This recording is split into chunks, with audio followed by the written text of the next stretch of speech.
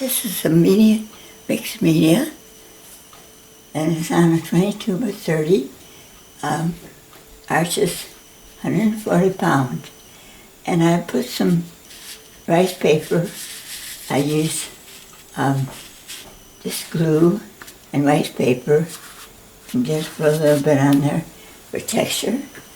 And then I'm going to also use my watercolor first in a green, and I'm going to put it down here like this. I don't know what I'm going to do with it, but right now I'm just starting out, and I'm having fun, not worrying about what I'm going to get. That's a pretty color. That's an aqua. And then I also have my hybrid. This is a fine art. It's called Hydred. Can I read it? Fine arts. It's a heavier paint, and you can use this as a dropper on. You want to think about what you're going to next color, and I'm using watercolor to start with, and I'm also going to start going into some purples up here.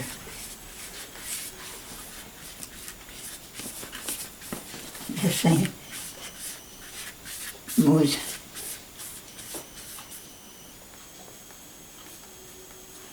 This is all going into some reds right over here. This is kind of magenta, leans towards purple. Why do I put red? Put some of that over here too. Maybe on this.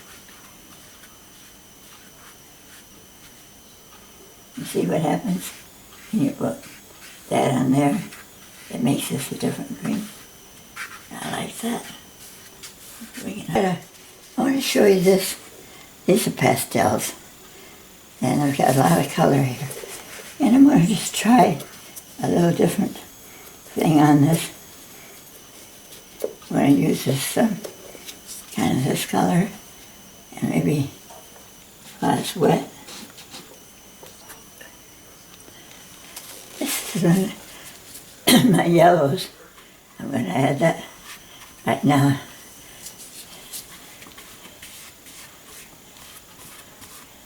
Yellow and purple, you know, they grade each other down. Sometimes you can take this. Sometimes you can just take it off like this and put it someplace else. Like that.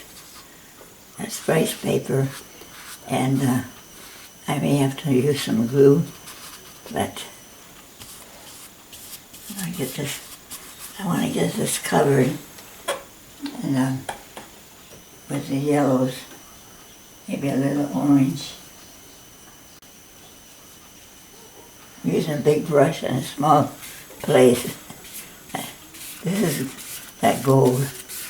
I'm going to put over the red. Also see the rice paper. This rice paper will probably stay there. You just move it around. I'm not going to bother that. Maybe I'll pull this down a little bit. Like that.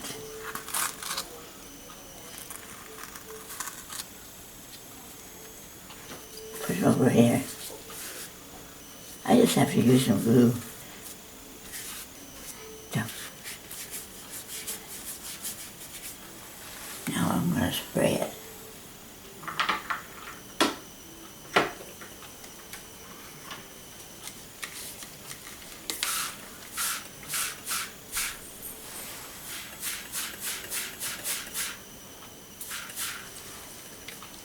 when you spray it, it always looks better. Some ways are, you take a big brush like this.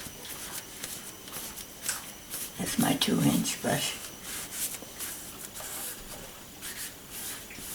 You see, you just play around with it. Just playing around with it right now. Okay, I turned it the other side, and I'm going to use the yellow ochre over on this side.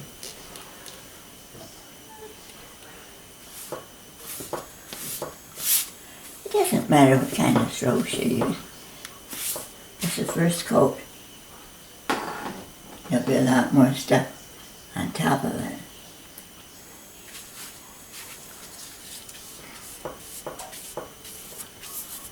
This is a pretty color. I've always liked this color. The trouble with this board, if you put it down so it braces it, then you can't turn it. So I'm trying not to hold on to it so it don't wiggle so much. I'm trying to put this on this side now. I've got that color over there. Now I'm going to have all this the same color.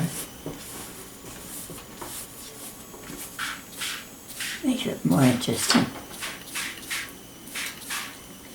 The green, you see?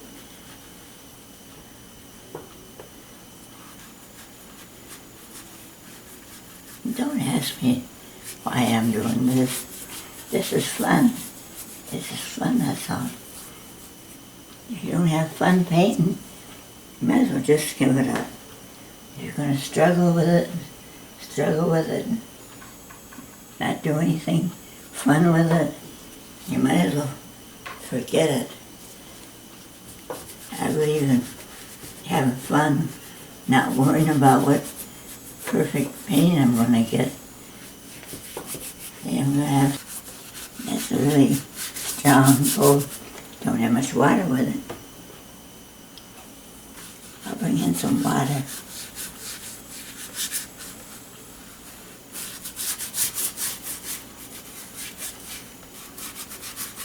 Maybe some gold up in here. Like this. Let it blend down. See, when you spray it, well, they have to be wet though. See how that's running down like that? I like that kind of, I like it to do things like that. Okay, I'm using some of my soft pastel on this. This is a kind of a purple color, and you see what you can do. You can soften that edge there. Like that. And down in here. You can bring this in here.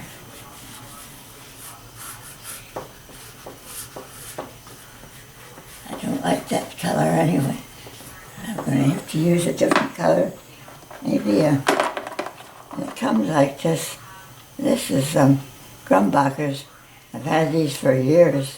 The ones I started out with when I started painting. And I always found that you could on here.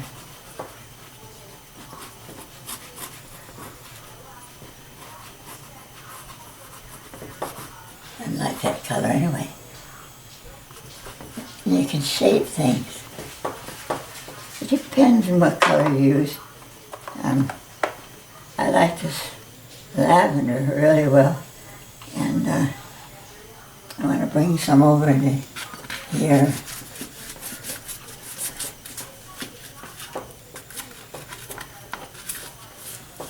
Getting to kind of shape up. So you see, I want it to go like this, and I'm going to